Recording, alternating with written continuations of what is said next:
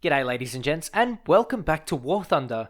Today, I wanted to have a constructive discussion on top tier jets and the way that the battles themselves pan out. I don't want to be ratting on Gaijin, I don't want to be complaining too much. What we're going to be doing is we're going to have a look at this in a practical sense. And we're going to be looking at the way top tier jet matches pan out. We're going to be having a look at how the balance pans out. And of course, we're going to be having a look at certain things that need to be added or perhaps changed or adjusted to perhaps compensate for certain changes in the way the aircraft are designed and the way that the aircraft come to the game. Currently, as it stands, the F4E is the meta, the F4E and the F4EJ that is, but this particular footage is from last patch, and as you can see, it's the vehicle card had a new written on it, so this is basically within the first few days of the patch. This is the meta setter for the previous two patches. And honestly, I'd like to start with that. What Gaijin should be doing, I've discussed this in a few videos, but Gaijin should be, ideally, giving more than one nation the top vehicle. And I don't mean the same vehicle to two different nations, which is the case with the MiG-21s and, of course, the Phantoms. What I'm talking about is a complement of vehicles. If we go back to patch 1.85 Supersonic, you'll remember, of course, MiG-19 versus F-100 and MiG-17 and F-2 Sabre to back them up. The matchmaker was US versus the Americans, and honestly, for me personally, this is the most fun that I have ever had in jets. It was extremely balanced. It was very, very good. Each vehicle had something new to bring to the table. Each vehicle was neither overpowered nor useless. Some vehicles required a little bit more patience and a little bit more practice than others, and the others were a bit more user-friendly, but you couldn't quite take them as far. On top of that, the exact 1.0 battle rating below was perfectly capable of competing with these vehicles, only being slightly slower and almost the same speeds at low altitudes, with only a slight difference. Honestly, these particular times for me was the best. It was the most challenging, it was the most competitive. Currently what we have is not quite a shadow of what we used to have, but it certainly doesn't quite stand up to the scrutiny that I gave the older days, if you will. And this is certainly not me looking back with nostalgia goggles. These times were tough, and I have gone through footage previously of me playing and me playing poorly and well, etc. These are extremely tough planes to master, but that was the beauty of it. They're all tough to master, so when you do master them, they're amazing. Instead of going through and just taking a vehicle and seal clubbing like I'm doing here. In this case, it's sort of like one vehicle versus one vehicle. And personally, I'm not sure about everyone else, but for me, I would much rather it to be a more diverse and interesting group of vehicles to combat. If you look at battle rating 8.3 through to 9.3, I genuinely believe that that is the most perfect BR for jets. Not necessarily because of the diversity of vehicles, but of how well the vehicles are balanced against each other. The G91s, the MiGs, the Sabres, the Swift, the Venom. There's such a massive host of vehicles that are competitive, and they're all competitive because they are best in class at something. They all have something that they can bring to the table. And this is something that I would absolutely love to see at top tier as well. There are some jets, in my opinion, that need to be added to bring other nations up to speed. Perhaps we could have a later version of the Draken. Perhaps we could have a more competitive Chinese jet. I have a couple of them in mind. The J-82 and the J-8 would be really, really cool. And they're indigenous designs too. Perhaps, I don't know, the JH7? It's one of it basically looks like a Seppicat Jaguar. Speaking of the Devil, the Seppicat Jaguar would be a fantastic addition to top tier. All these vehicles could be added to give the top tier just so much more diversity, so much more flavor, and so much more balance across the board, where each nation would have something that they can bring to the table that is both unique and interesting. For me, that is where Jets really shines, and where it really, really becomes something special. Having a single vehicle being the top dog with very, very little competition isn't really fun.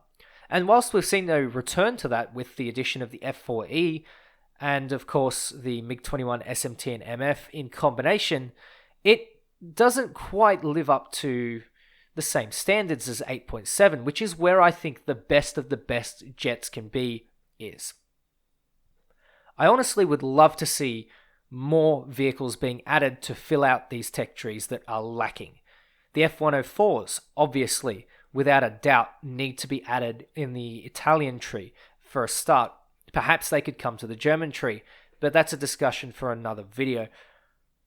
Obviously, there are several nations that still lack a 10-3. In fact, some nations still lack a 10-0. I'm looking at you, France. Perhaps we could get the Super Étendard. I know it's a ground attacker, and I know that it's not exactly, ideal for fighter-on-fighter engagements, and it does come with some extremely advanced missiles, the Exocets. But I do think that if you just add it without the Exocets or without the advanced missiles, perhaps it doesn't have to. Maybe it carried the Matra Magics. Maybe it doesn't have to have the Magics.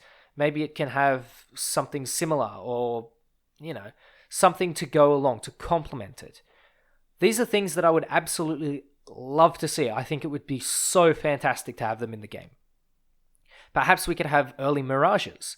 I understand that the Mirage is supposedly having some problems with its flight model. That's what I've been told by people who are working on it. But for those that, maybe there are some other stopgap measures that aren't copy and paste vehicles, that's another thing that a lot of people find frustrating.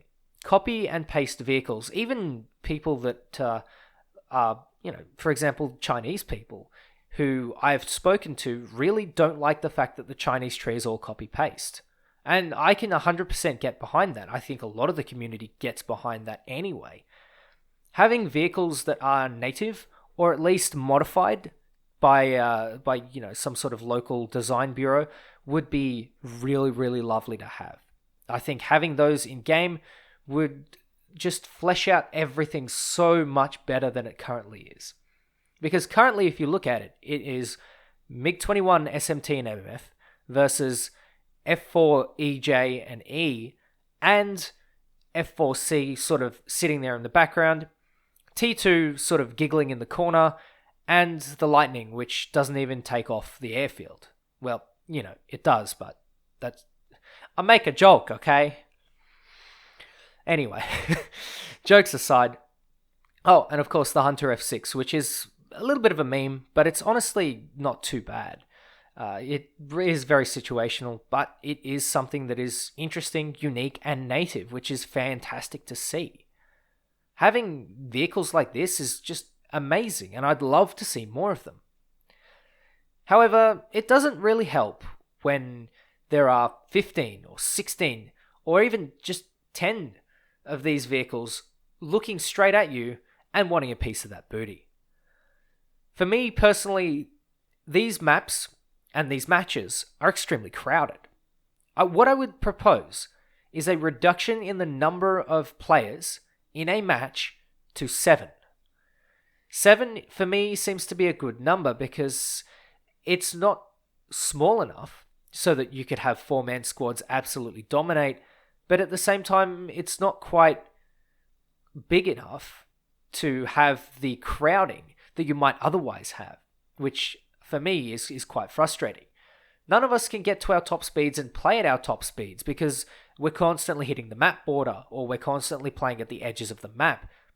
Obviously, you can't just blow up the size of the map for half of these because that actually takes proper development work. Things like El Alamein, of course, because it's just desert for miles. However, what about maps with coast? Alternate history Spain. You would have to develop the further bits of the coast, and that takes time and effort. And for me, I would like to see different styles or different flavors of matches. Perhaps in future we could get 100 kilometer by 100 kilometer matches where everyone's able to use their top speed, and the thing that really stands out is the use of radar. Maybe that would be the key. Obviously, I think this is what's going to happen in the future. We're just going to get bigger and bigger maps. But for now, what I would suggest and what I would recommend is a reduction in the number of players in these matches, just so that it gives everyone a little bit more breathing room. It also increases the value of the individual player and requires a little bit of either teamwork or clutching capability, which I think is good regardless of the way that you look at it. I think having these little measures would just add that little bit more flavor to top tier, and would add that little bit more variety, that more, fun, if you will. What I would also like to see in combination with this is something that I think everyone can get behind, and that is a return to the nation-based matchmaker.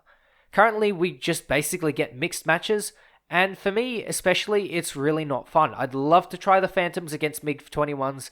I'd love to try them against MiG-19s. And I'm sure, as I fly MiG-21s, I would love to try them against the Phantoms. I think it would be fantastic.